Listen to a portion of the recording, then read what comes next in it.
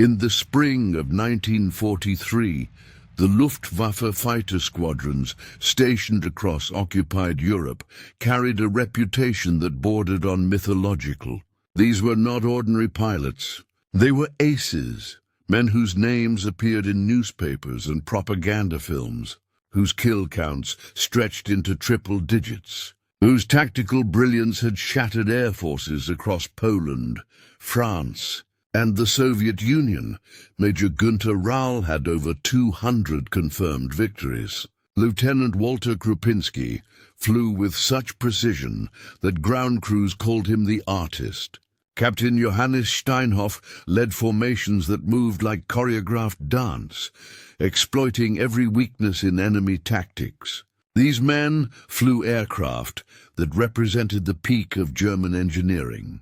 The Messerschmitt Bf-109 and Focke-Wulf Fw-190, machines that could outclimb, outturn, and outgun most Allied fighters.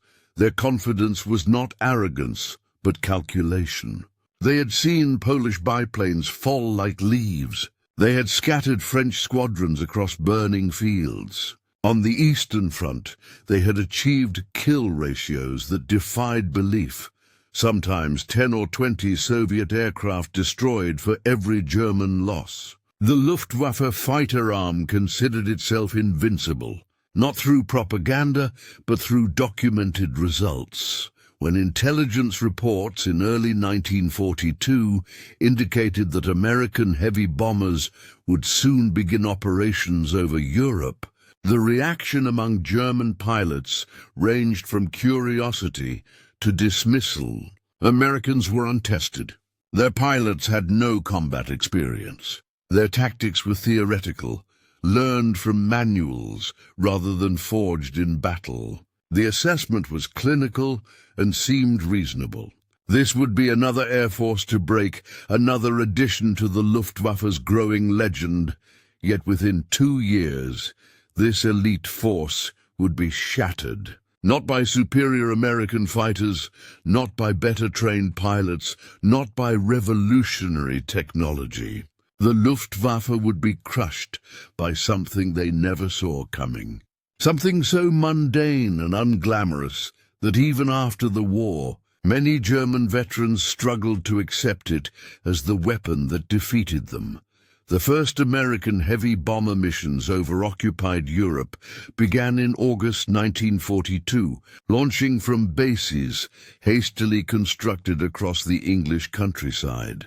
The 8th Air Force arrived with Boeing B-17 flying fortresses and consolidated B-24 Liberators, massive 4-engine bombers designed to strike deep into enemy territory in broad daylight.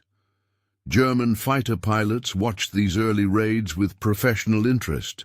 The formations were loose, the defensive fire uncoordinated, the American crews clearly inexperienced. On mission after mission, Luftwaffe squadrons tore through the bomber streams, exploiting gaps, isolating stragglers, racking up kills. In October 1943, a single raid on Schweinfurt cost the Americans 60 bombers destroyed, and over 600 men killed, missing, or captured. The Luftwaffe had seen these numbers before. They indicated an enemy on the verge of collapse.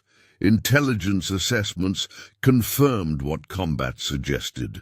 American pilots were young, some barely 20 years old, with training measured in months rather than years. Many had never fired their guns in combat before their first mission.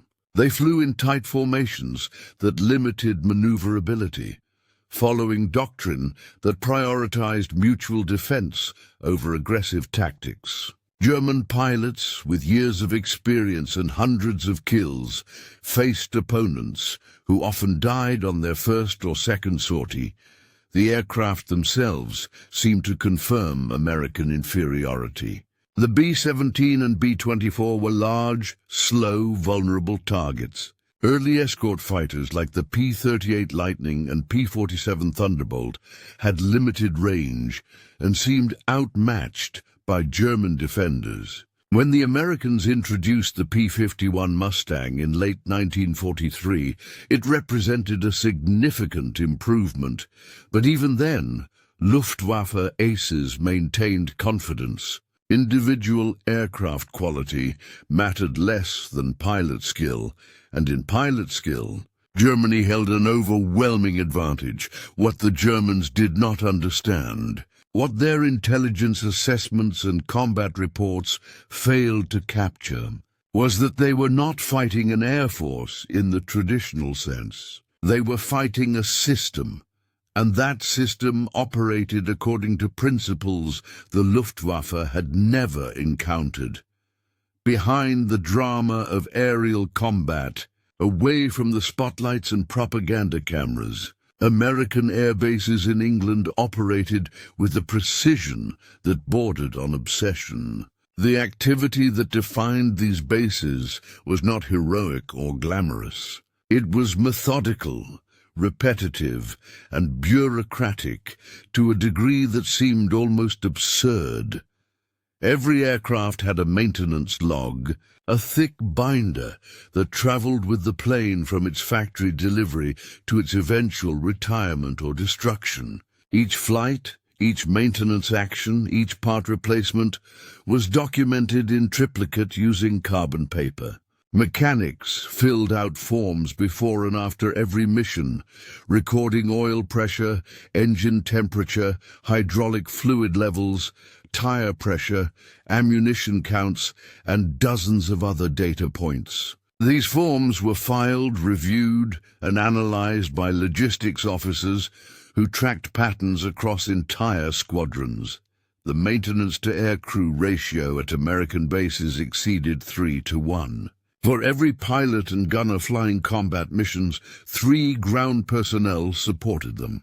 Mechanics worked in shifts around the clock, following standardized procedures that specified exactly how every task should be completed. Oil changes occurred at precise engine-hour intervals, not when a mechanic judged it necessary. Parts were replaced according to schedules calculated by engineers in the United States, not based on individual assessment of wear.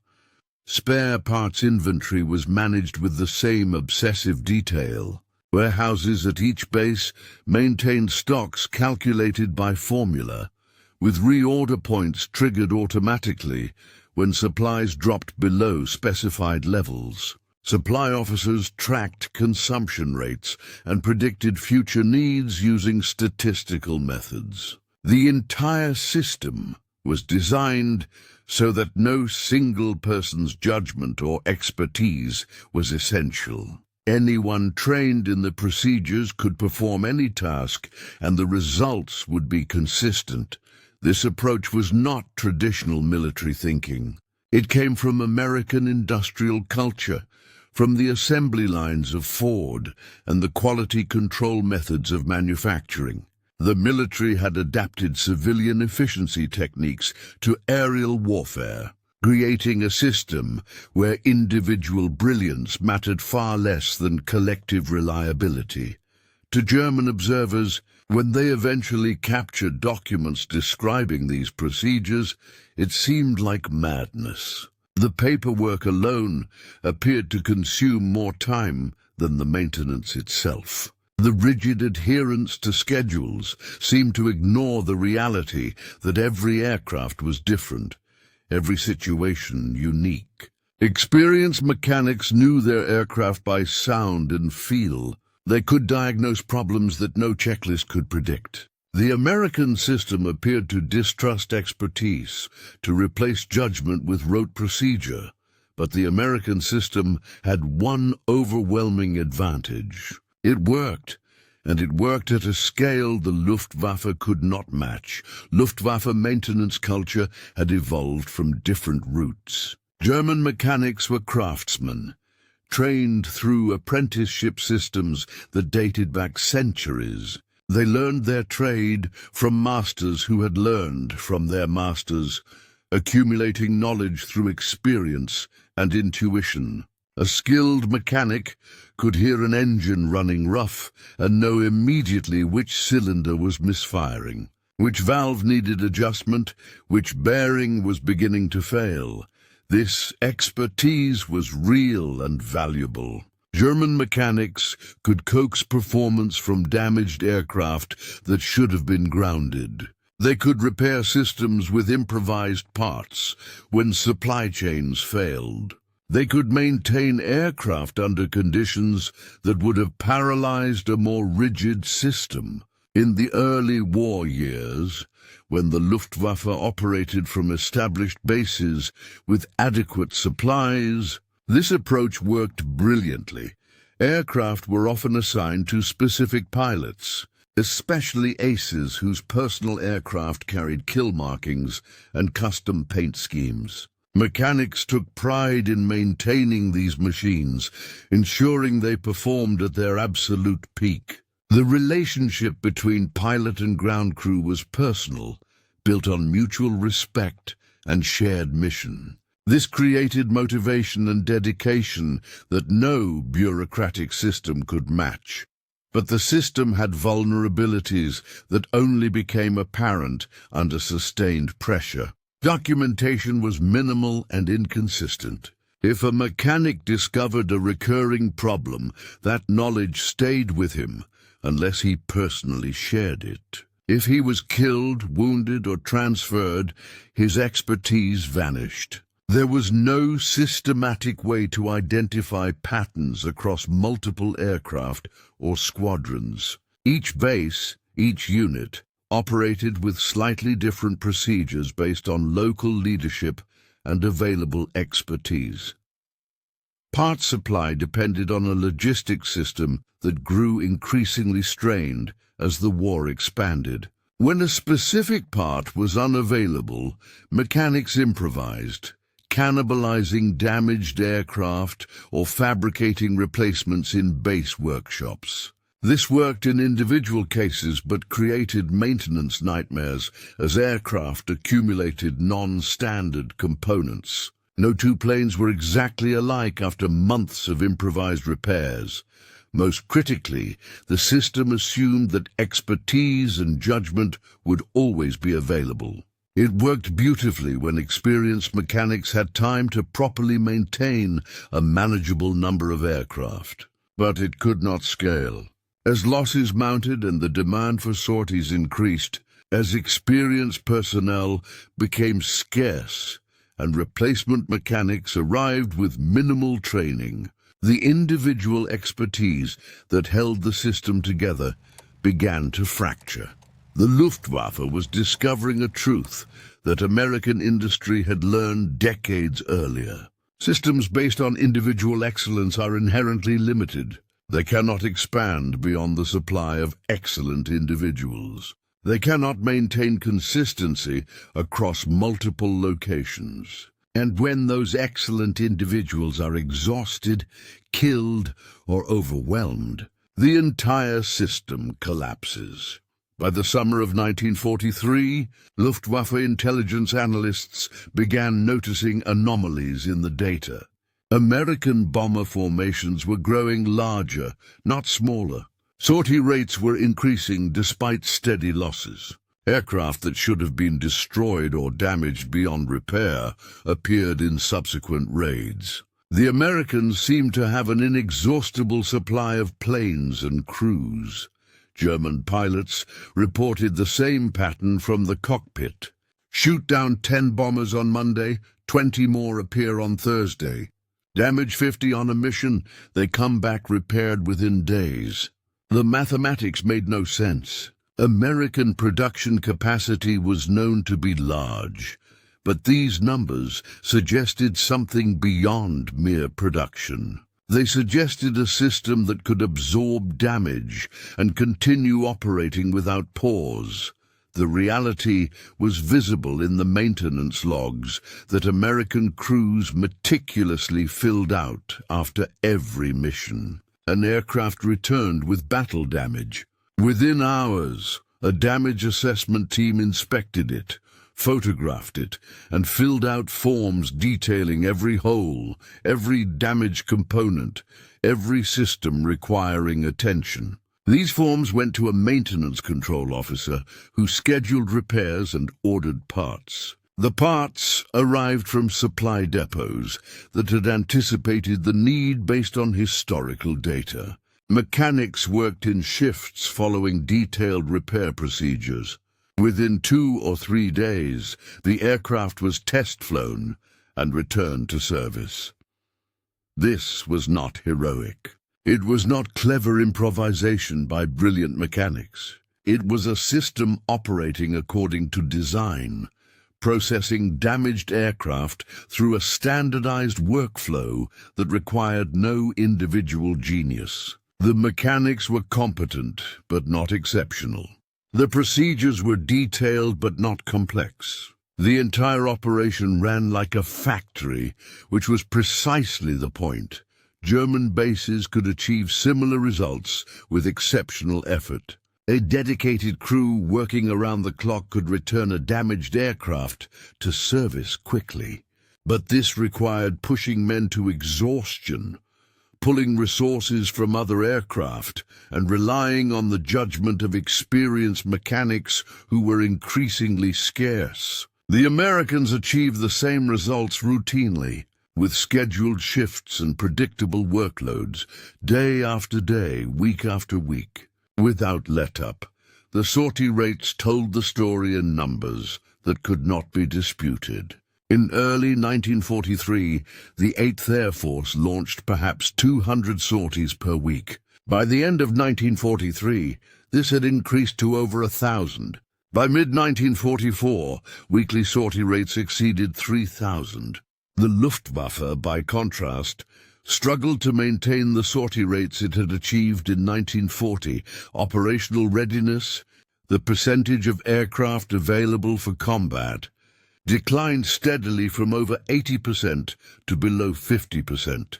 For Luftwaffe commanders, the situation was maddening.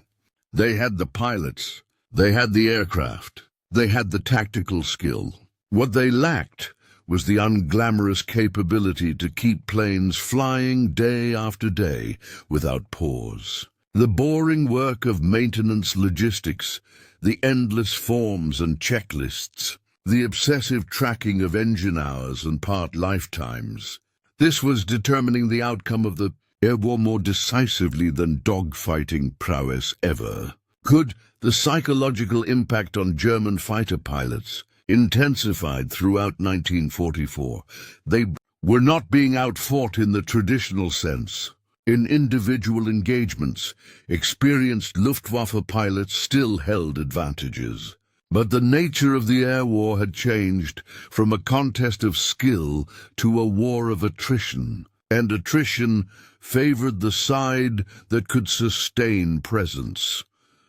Pilots who had flown 2 or 3 missions per week in 1940 now flew 2 or 3 per day when aircraft were available. The Americans came morning and afternoon, striking different targets, forcing constant scrambles. Luftwaffe squadrons would intercept one raid, land, refuel, and immediately scramble to meet another. The physical and mental exhaustion accumulated relentlessly. The mathematics of replacement became brutally clear. A German ace with 100 kills faced constant streams of American pilots on their first or second mission. He could shoot down 5 of them, and 5 more would appear the next day.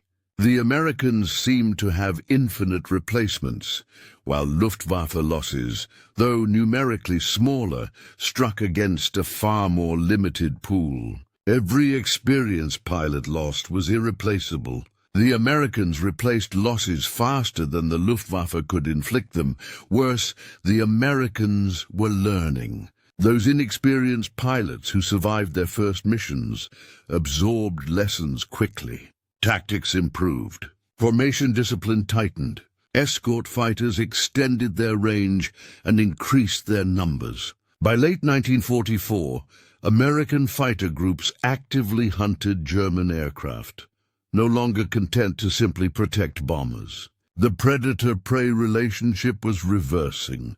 The strain showed in ways that statistics could not capture. Veteran pilots developed thousand-yard stares, speaking little between missions, smoking cigarettes with trembling hands. Younger pilots arrived full of enthusiasm from training schools and died within days, sometimes on their first sortie. Unit cohesion, so carefully maintained in earlier years, deteriorated as losses forced constant reshuffling of personnel. Morale collapsed not from defeatism, but from exhaustion and the growing recognition that individual skill no longer mattered. An ace could be the best pilot in the world, but if his aircraft was grounded for lack of parts, he contributed nothing.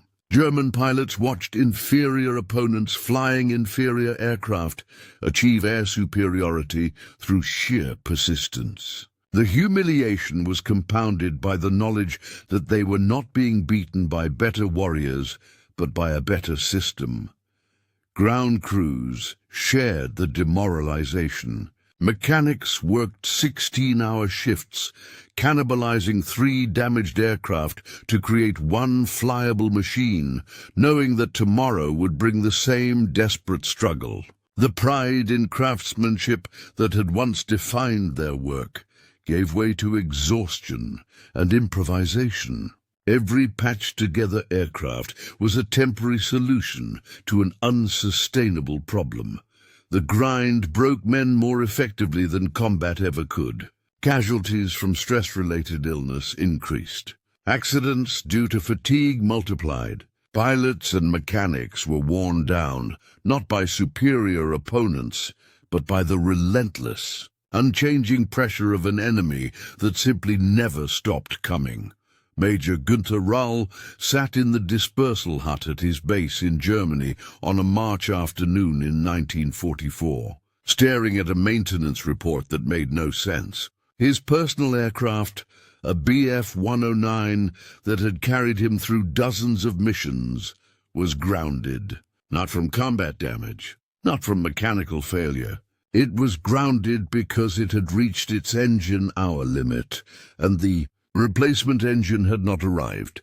This was the third time in 2 weeks his aircraft had been unavailable for reasons unrelated to actual malfunction. The frustration was maddening. The engine ran perfectly. The aircraft flew without problems. But regulations required replacement at specific intervals, and the parts were not available.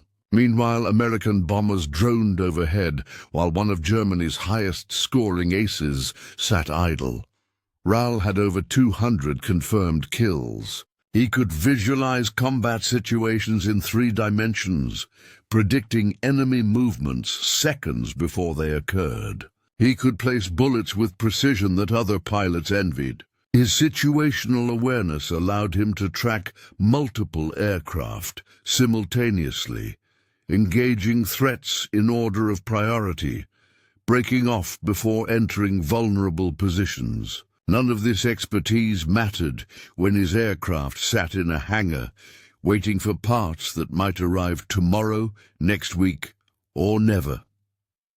The contrast with the Americans was inescapable. Rall had watched from the ground as formations of B-17s passed overhead, some trailing smoke, some with visible damage, all maintaining formation. He knew from intelligence reports that many of those damaged aircraft would be flying again within days. Not because American mechanics were more skilled than German mechanics, but because the American system did not depend on skill. It depended on procedures, parts availability, and logistical planning that assumed damage was routine and planned accordingly. This was the invisible weapon. Not better pilots, not superior aircraft, but the boring, unglamorous work of supply clerks and logistics officers who ensured that parts arrived before they were needed, that maintenance schedules were met, that aircraft availability remained high, regardless of combat losses. The Americans had created a system where excellence was not required because the system itself was excellent. Rahl thought about the mechanics at American bases who filled out forms in triplicate, who tracked every maintenance action in logbooks, who followed checklists even for routine tasks. It seemed inefficient, bureaucratic, wasteful of time and paper. Yet those mechanics could maintain sortie rates that the Luftwaffe could no longer match. The boring efficiency defeated the brilliant improvisation. Later that afternoon, a replacement engine finally arrived. Mechanics installed it overnight, and by morning the aircraft was ready. Rahl flew 3 missions that day, shooting down 2 American fighters and damaging a bomber. His skill remained intact, but as he landed after the 3rd sortie, exhausted and low on ammunition, he watched another formation of American bombers cross the sky toward their targets. Tomorrow they would return, and the day after, and the day after that. His personal victories, impressive as they were, meant nothing against an opponent that measured success not in individual brilliance, but in sustained operational tempo. The ace had confronted the system, and the system was winning. By the summer of 1944, Luftwaffe operational readiness had fallen below 40%. Less than half of available aircraft could fly on any given day. The reasons were multiple and interconnected. Parts shortages had become chronic as Allied bombing disrupted German industry and rail networks. Fuel allocations decreased as refineries were destroyed and oil supplies from Romania were cut. Maintenance personnel were diverted to other duties as Germany mobilized for ground defense. The entire support structure that kept aircraft operational was disintegrating. The Americans, by contrast, maintained operational readiness rates above 80%. Their system, designed to function even when individual components failed, proved resilient under pressure. When one supply depot was threatened, production was shifted to others. When transportation routes were disrupted, alternatives were implemented. The redundancy and standardization that seemed wasteful in peacetime provided overwhelming advantage in war. German commanders recognized the problem but could not solve it. They issued orders demanding better maintenance, faster repairs, more efficient use of resources. These orders changed nothing because they addressed symptoms rather than causes. The fundamental issue was not effort or dedication, but system design. The Luftwaffe maintenance system had been built around expertise and improvisation, and both were now exhausted. Aircraft sat grounded not because they were severely damaged, but because minor repairs could not be completed. A hydraulic line needed replacement, but the specific part was unavailable. An engine showed oil pressure irregularities that required investigation, but no mechanic had time for thorough diagnostics. Landing gear required adjustment, but the base lacked proper tools. Each problem was individually minor, but collectively they devastated readiness rates. The Americans faced similar issues, but processed them differently. A hydraulic line failure triggered an automatic parts request and a standardized repair procedure that any trained mechanic could follow. Engine irregularities were diagnosed using checklists and known solutions. Landing gear adjustments followed documented specifications. The system absorbed routine problems without degradation because it was designed assuming problems would occur. Luftwaffe pilots watched their operational strength dissolve. Squadrons that once fielded 30 aircraft struggled to put 10 in the air. Missions were scrubbed not from casualties, but from inability to generate sorties. The Americans continued their relentless campaign, flying thousands of sorties weekly, while the Luftwaffe managed only hundreds. Air superiority, once taken for granted, slipped away. The collapse was not dramatic. There was no single catastrophic defeat, no day when the Luftwaffe ceased to exist. Instead, it was a slow suffocation, operational capability declining steadily until organized resistance became impossible. By the final months of the war, Luftwaffe fighters rarely appeared in significant numbers. Not because pilots refused to fight or aircraft had been destroyed, but because the system that kept them flying had broken beyond repair.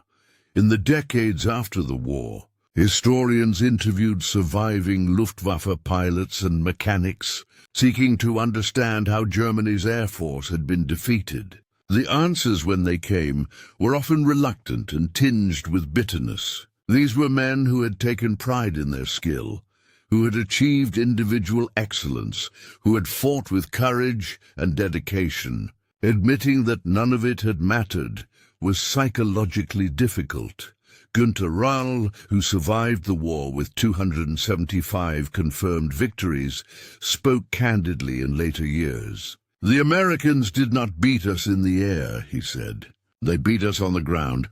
They beat us with their logistics, their maintenance systems, their ability to keep aircraft flying day after day. We had better pilots, better tactics, often better aircraft. But we could not maintain the operational tempo they sustained." Walter Krupinski, another high-scoring ace, made similar observations. Individual skill meant nothing when your aircraft was grounded for parts. You could be the best pilot in the world, but if you could not fly, you could not fight. The Americans understood that wars are won by presence, not by excellence. They were present every day, in overwhelming numbers, and we could not match that. Mechanics who had worked on Luftwaffe aircraft described the frustration of watching superior machines sit idle while inferior American aircraft filled the sky. German aircraft were often better engineered, more carefully built, designed by talented engineers. But they were built in smaller numbers, with less redundancy, with longer production times. When they required parts, those parts might not exist. The Americans built adequate aircraft in massive quantities with standardized parts that could be replaced quickly. Some German veterans remained defensive, insisting that given equal resources, German pilots would have prevailed. This was probably true, but also irrelevant. Wars are not fought with equal resources. They are fought with the resources each side can generate and sustain. The American system generated sustainable operational capability. The German system did not. The most striking admission came from officers who had commanded fighter wings. They described reading intelligence reports about American airbase operations, about the maintenance procedures and logistics systems, and initially dismissing them as propaganda exaggerations. No military could actually waste time on that much paperwork. No system could actually be that bureaucratic and still function efficiently. Then they watched American sortie rates climb month after month and realized the reports were accurate. The boring bureaucracy worked precisely because it was boring and bureaucratic. This recognition was humbling in ways that combat defeat was not. Losing to a better fighter pilot allowed you to respect your opponent's skill. Losing to a better logistics system offered no such consolation.